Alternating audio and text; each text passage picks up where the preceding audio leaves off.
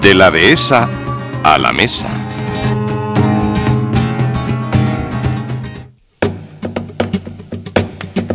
El cerdo ibérico. Crianza. Jamones. Embutidos y farinado.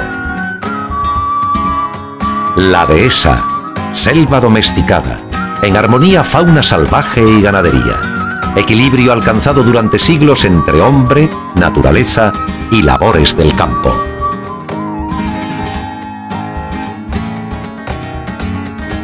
En Salamanca la dehesa está compartimentada en unidades de explotación familiar o comunal del municipio, llamada Dehesa Boyar, con una extensión de 100 a 500 hectáreas de media. Son poco latifundistas o terratenientes. Las tierras del bisabuelo, que el abuelo partió a los hijos y este a los nietos, la hacen menos extensa, pero no menos productivas.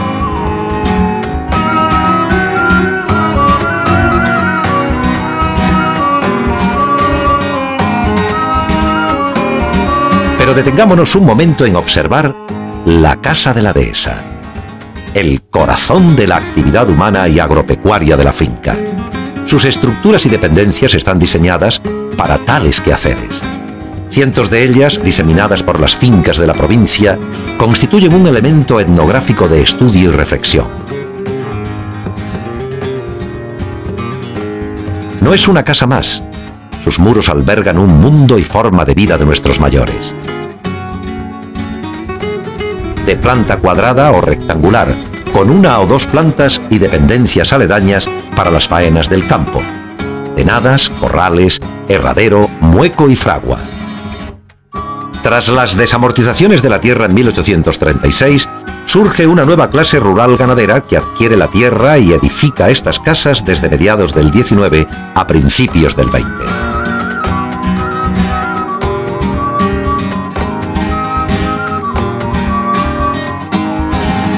Entre estas casas, algunas han albergado a personajes ilustres o históricos como las fincas de Villar de los Aramos, Huelmos o San Fernando, entre otras. Otras más antiguas, de los siglos XV y XVI, fueron casas-palacios y mayorazgos como Villar del Profeta o Terrones.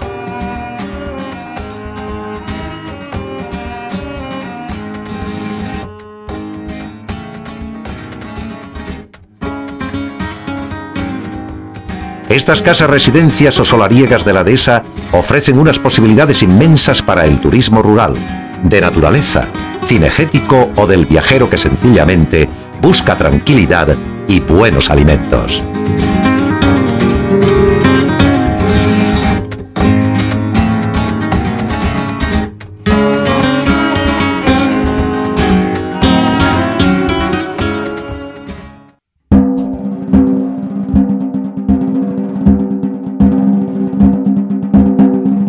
El cerdo ibérico es sin duda la estrella culinaria de la dehesa. El producto final del animal no solo es un manjar, también su crianza es un ejemplo de ecología y desarrollo sostenible. La raza ibérica es única y oriunda de la península ibérica, cuyas características diferenciadas son: primera, la rusticidad del animal, capaz de soportar condiciones extremas de frío, calor y carencia. Segundo, la capacidad de transformar los nutrientes, principalmente de la bellota, en ácido oleico, con un tejido graso de infiltración, bajo en colesterol y tan saludable en la dieta mediterránea.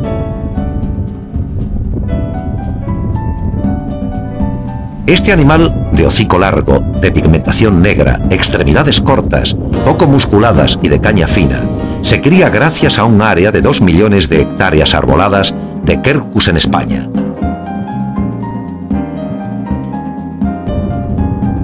Dentro de la raza del cerdo ibérico existen distintas estirpes, típicas de cada provincia o comarca, que son elegidas a criterio del ganadero, como el retinto, torbiscal, lampiño, entre otras.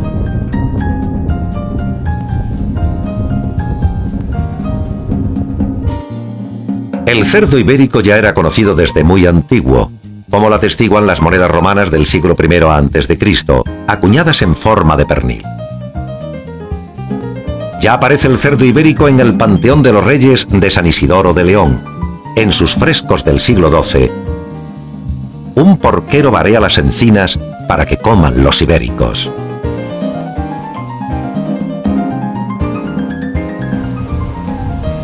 La crianza del ibérico es la siguiente. Se desteta a los 2 o 3 meses y a los 9 meses pesa de 70 a 80 kilos, estando listo para entrar en la montanera. La montanera es la época del año que abarca de octubre a febrero y caen las bellotas. En esta época el animal duplica el peso hasta llegar a las 14 arrobas, considerando que cada arroba son 11 kilos y medio. Llegado a este peso, los cerdos son sacrificados. Este proceso de crianza de bellota y pasto es el seguido por los cerdos ibéricos de bellota, dando lugar a los jamones ibéricos de bellota, siendo la primera categoría. La segunda categoría son los cerdos ibéricos llamados de recebo, alimentados también con pasto y bellotas hasta mitad de montanera, pero terminados de cebar con cebada, trigo y avena, dando lugar a los jamones ibéricos de recebo. La tercera categoría es la llamada ibéricos de cebo, animales cebados con piensos naturales en régimen de extensivo en la propia dehesa, dando lugar a los jamones ibéricos de cebo.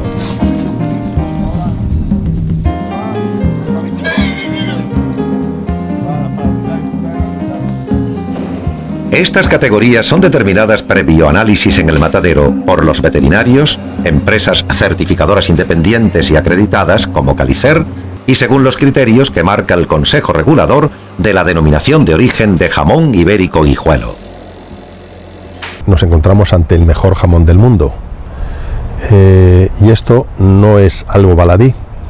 La Denominación de Origen Guijuelo es la única de las denominaciones de origen de jamón ibérico en España que realiza analítica de ácidos grasos, con lo cual estamos asegurando que además del cumplimiento de la norma que hacemos todas las denominaciones de origen, nosotros exigimos un poquito más o exigimos más, y los 4 parámetros que analizamos de ácidos grasos nos da el resultado de un jamón que en ningún momento se puede poner en duda que ha sido alimentado por bellotas. El componente de esos ácidos grasos, con una exigencia de un 54% mínimo en el ácido oleico, permite afirmar que el cerdo ha estado comiendo bellota.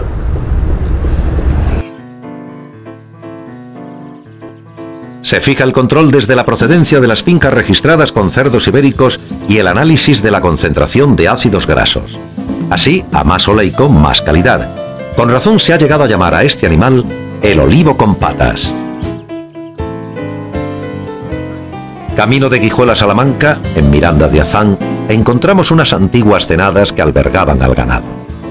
Hoy convertidas en restaurante. Las cenadas conserva la antigua estructura arquitectónica del Campo Charro.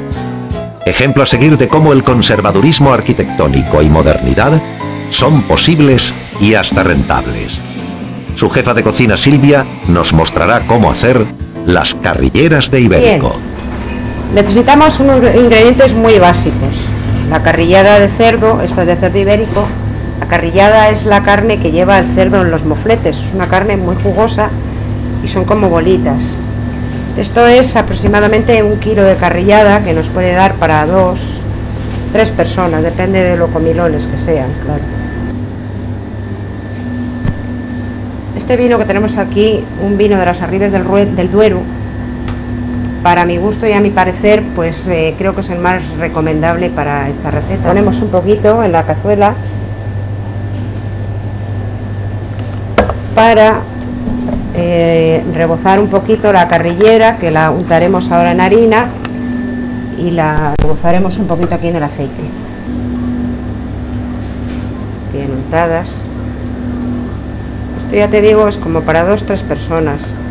Luego una vez cocinado se puede presentar en las bolas o bien fileteado, depende un poco como queramos, como cada uno aporta su idea y su toque personal. Bueno, aquí no nos entrarían más que 4, luego pues seguiremos haciendo todas las demás. Vamos dando la vuelta.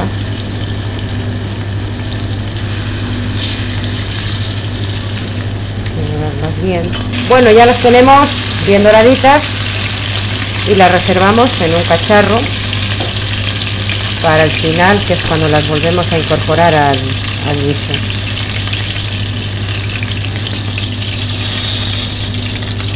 Esto lo podemos dejar así y nos vamos a buscar el resto de las cosas. La cebolla, que ya la teníamos partida, y allá va. Te digo que no es necesario que esté cortada de una manera especial, porque va a ir triturada la salsa y nos da un poco lo mismo. Pues vamos dorando, dejamos que se haga un poquito y echamos el siguiente, que sería el puerro, que ya lo tenemos aquí picadito. Luego tenemos el tomate y la zanahoria. El tomate lo tengo aquí en este papel para que absorba un poquito el agua.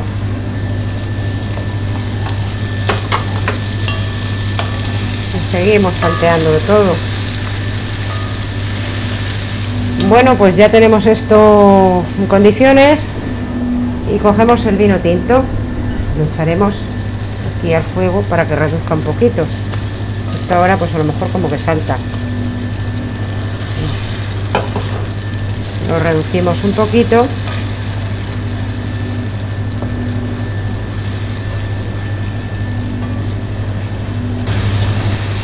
Vamos a echar ya la carrillera.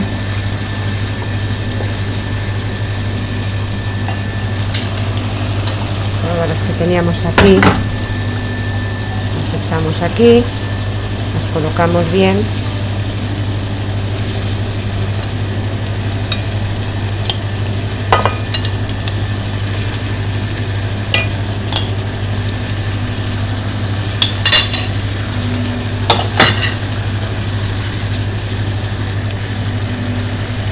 Las bolitas de pimienta, removemos bien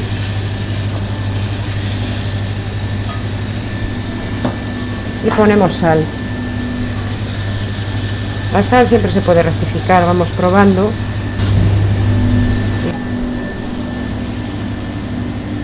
Un poquito más,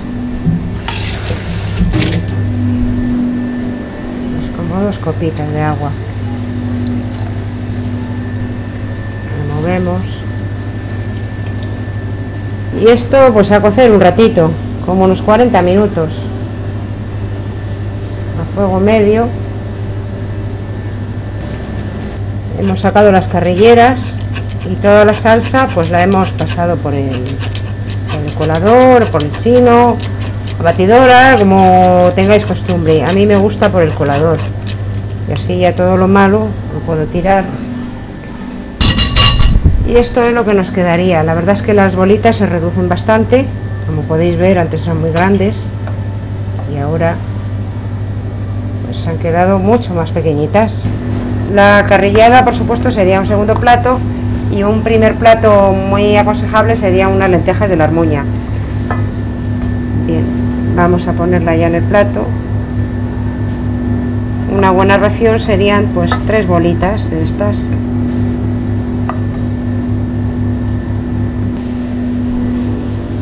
Son curiosas, quedan curiosinas.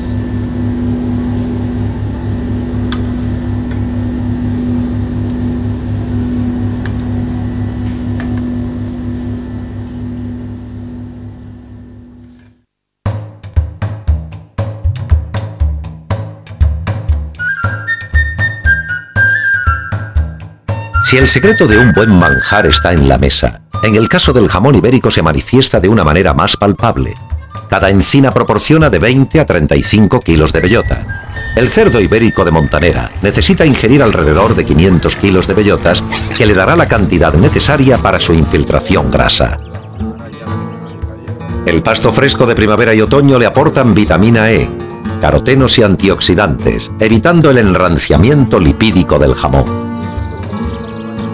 Esto, unido al ejercicio diario de criarse en libertad, proporciona ese flavor y aroma inconfundible que desprenden los jamones de la dehesa. Sinfonía de olores y sabores que nos trasladan al séptimo cielo. En Bernardo Hernández, tercera generación de jamoneros en Guijuelo, es un claro exponente de la tradición y buen hacer de este pueblo jamonero.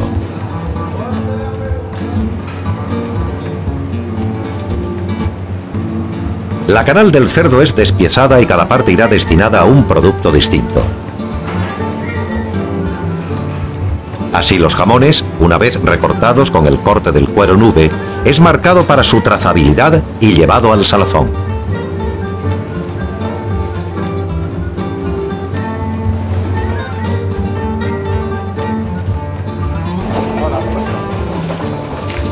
El salado se realiza enterrando los jamones en sal marina a razón de 1 día por kilo.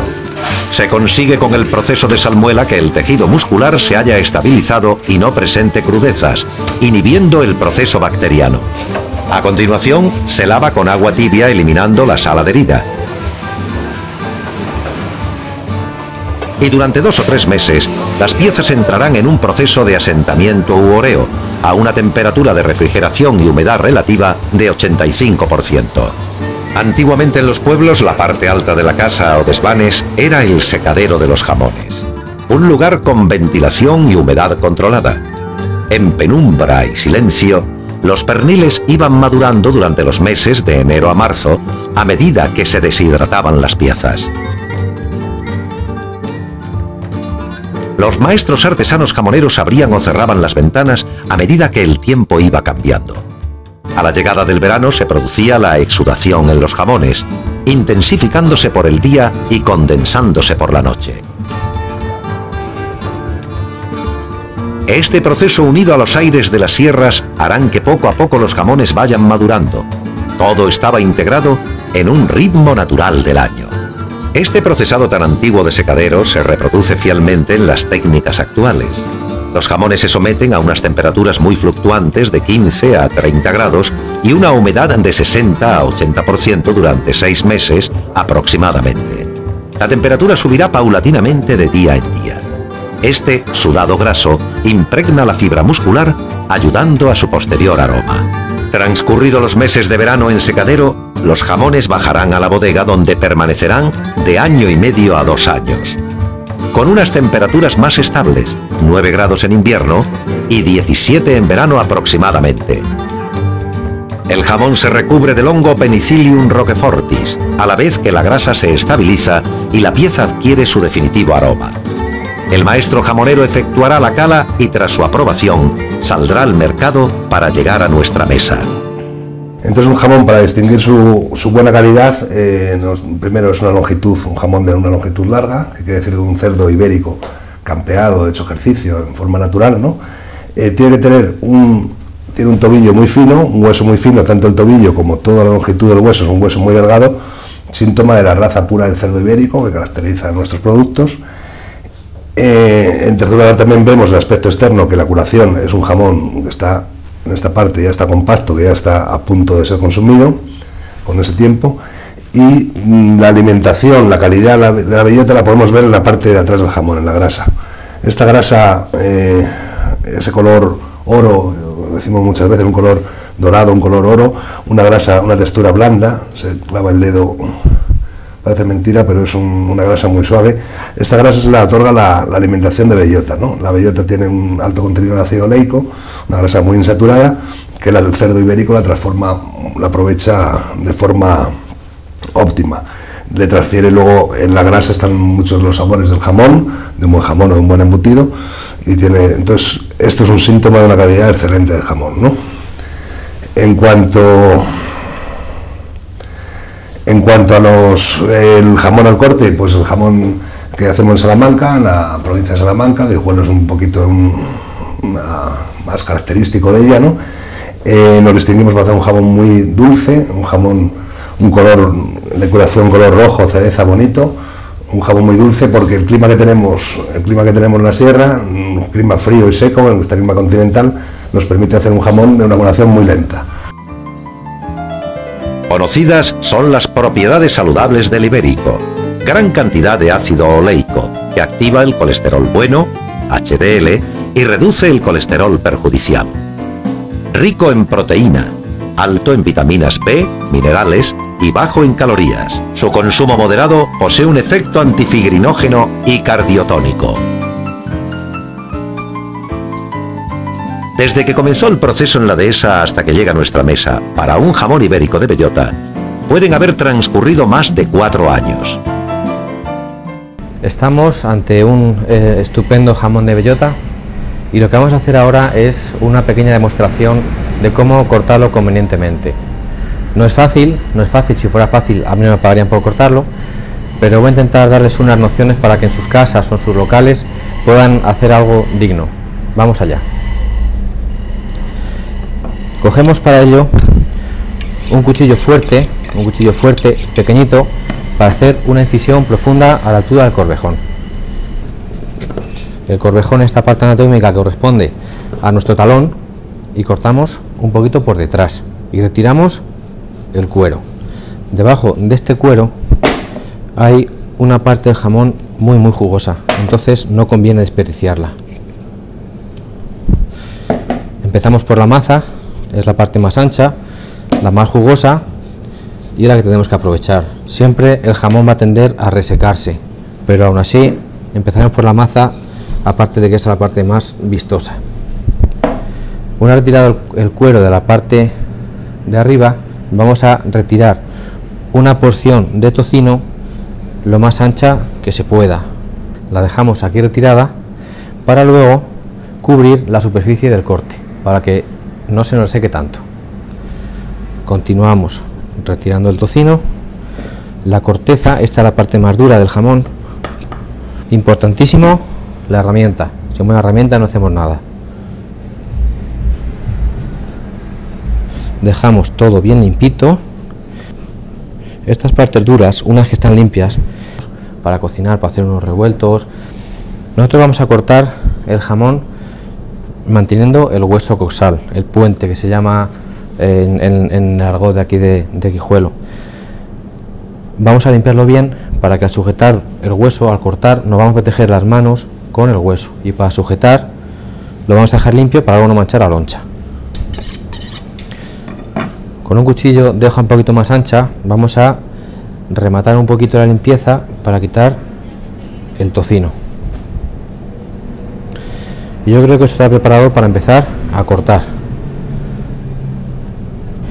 Y empezamos a cortar de la parte más alta del jamón. Lo más corriente, lo más común en todas nuestras casas, en algunos locales, es coger de aquí, que es lo más blando. Es un error, hay que empezar a rebajar la parte de arriba, que es la más dura, la más costosa de cortar. No nos va a salir nada vistoso, pero no es que más remedio que empezar a cortar desde aquí. Según cortamos vamos retirando parte del tocino. No tiene que haber demasiado tocino, nunca se debe quitar todo, pero tampoco tiene que haber más tocino que magro. Y ustedes se dan cuenta, cada vez que empiezo un plano, empiezo 1 milímetro más arriba y siempre me aseguro de llegar hasta el final. No dejo aquí escaleras ni nada parecido. De esta forma conseguimos ir alargando la superficie del corte. De esta forma, según vaya cortando, voy a ir abriendo el corte de tal forma que llegaremos a tener unos 80 centímetros desde el codillo hasta el final de la punta. Según vamos cortando, nos pueden aparecer en la superficie del corte unas partículas de consistencia arenosa de color blanco. Son cristales de tirosina. La tirosina es un aminoácido, uno de los aminoácidos que forman las proteínas. El músculo, saben ustedes que está formado por proteínas. Pues bien, este aminoácido en cuestión cristaliza durante el proceso de curación, formando estos acúmulos que son indicativos de una buena curación, lenta y pausada. Nada tienen que ver, por tanto, con la raza del cerdo ni con la alimentación. Son indicativos de buena calidad siempre y cuando no aparezcan en exceso, porque son incómodos al paladar y al corte. Vamos a marcar un poquito el hueso coxal para cuando vayamos cortando las lonchas al llegar a este punto se desprendan y no tengamos que forcejear con el hueso. Una loncha de estas no pesa más de 3 gramos.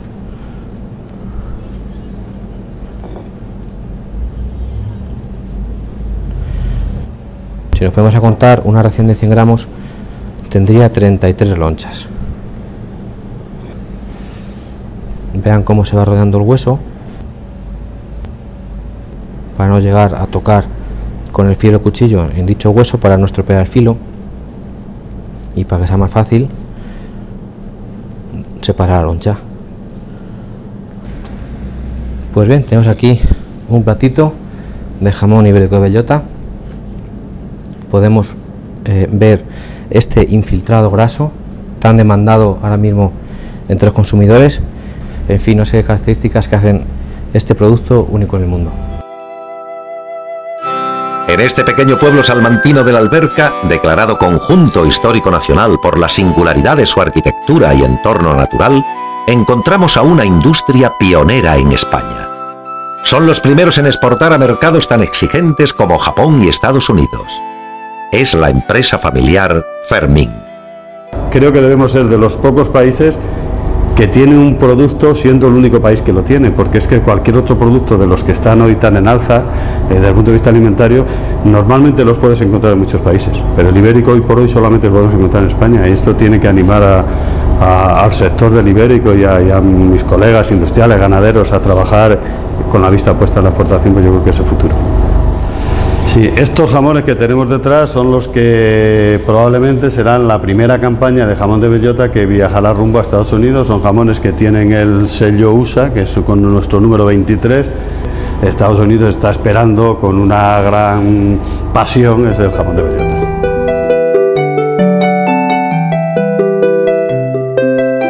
Hoy aquí en Guijuelo, en el restaurante Barbacoa La Amistad, vamos a guisar una cruceta que es una de las joyas de la corona gastronómica de España, puesto que del cerdo ibérico de Salamanca se aprovecha todo, pero esto, que en algunos sitios se llama secreto, tiene un montón de preparaciones culinarias. La podemos preparar a la brasa, la podemos preparar con sal gorda y ponerla en una plancha, la podemos preparar con salsa de naranja, pero hoy la vamos a hacer con un vino tinto también salmantino, con un vino tinto de Salamanca. Vamos a hacer cruceta al vino tinto. Previamente echamos sal siempre gruesa y lo único que tenemos que hacer es ponerla en la plancha. A la plancha no debe estar muy pasada la carne para que no pierda su jugosidad, esa jugosidad que luego después nos va a dar buen sabor.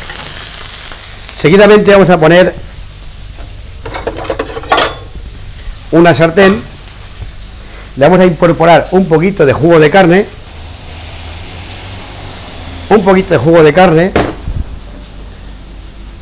también un poquito de nata y vino tinto. Esto tiene que reducirse de tal manera que nos quede consistente para echarlo después encima de la cruceta. Esta es la reducción del vino tinto, que se la vamos a incorporar por encima a la cruceta. Una cruceta que ya tenemos aquí.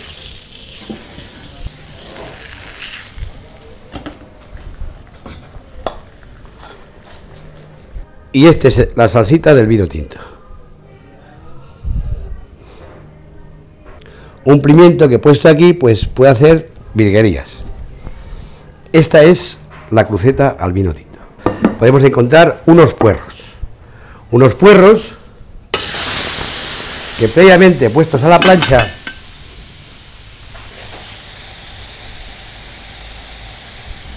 aceite serrana de oliva virgen va a ser el complemento ideal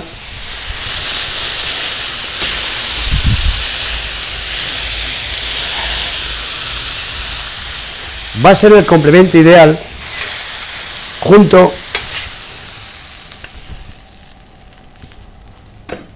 al jamón de Guijuelo, que no podía faltar en un plato como estos.